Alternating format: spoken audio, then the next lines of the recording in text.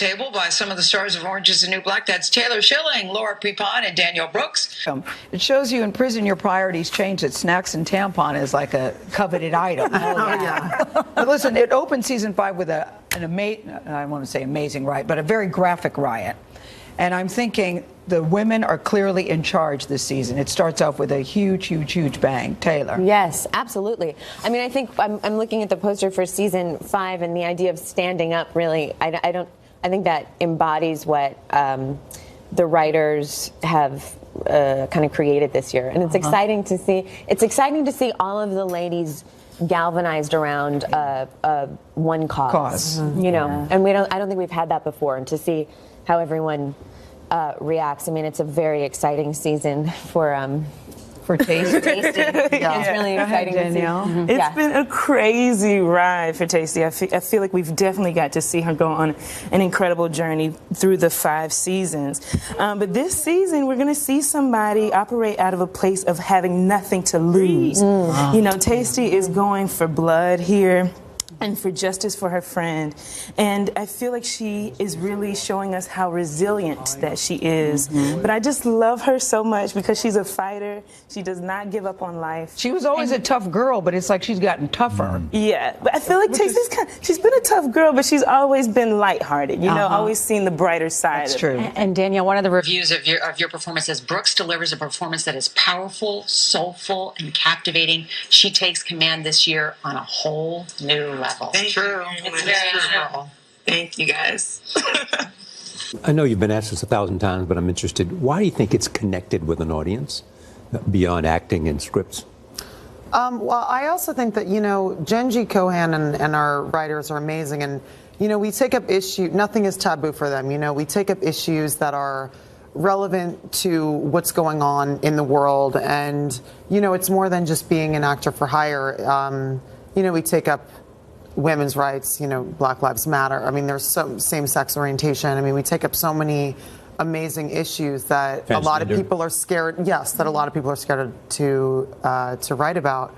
But audiences are smart and they want compelling television, and our show is compelling, and we push the envelope, and people respect it. And with the success of that, you now see other shows following suit. You know, we kind of blazed that path.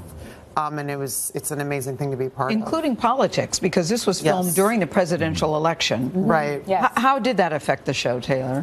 Well, I think that there was no way, given, I think, the way each of us just engage as citizens in the world, there was no real way to strip what we were making from the context in which we were creating it. I mean, I think living in the midst of the campaign and the election certainly imbued everything we were doing with a little bit more intensity. But it's funny because it also shows, because I remember this specifically, that Election Day was during the episode I was directing, and I remember that specific day that was Watching it on laptop. Yes, exactly, and everyone was like, "What's going to happen?" And everyone was on, pins and needles, but. It's interesting because, and that was episode 10, so we were pretty much almost done with the season.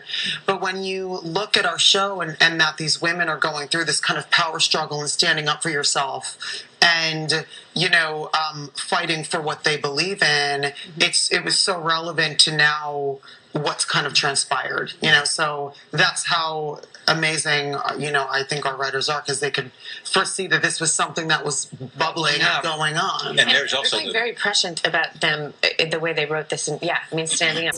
Right. And there is the notion that your guys spent a lot of research in terms of looking at riots, even though most riots in prison have been at men's prisons. You look at that in terms of getting a sense of how do we get at the heart of what a riot is about.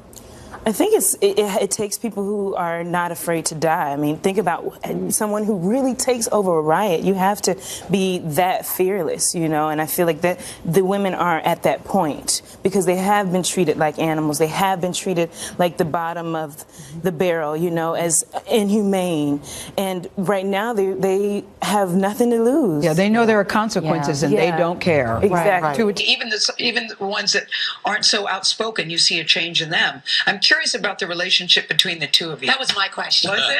I'm very fascinated about that. Like, where is that where's going? the relationship? I know you can't tell us the details, but it's interesting to see how it's evolved. how the way you two started, but you start Yeah. season 5 clearly a couple.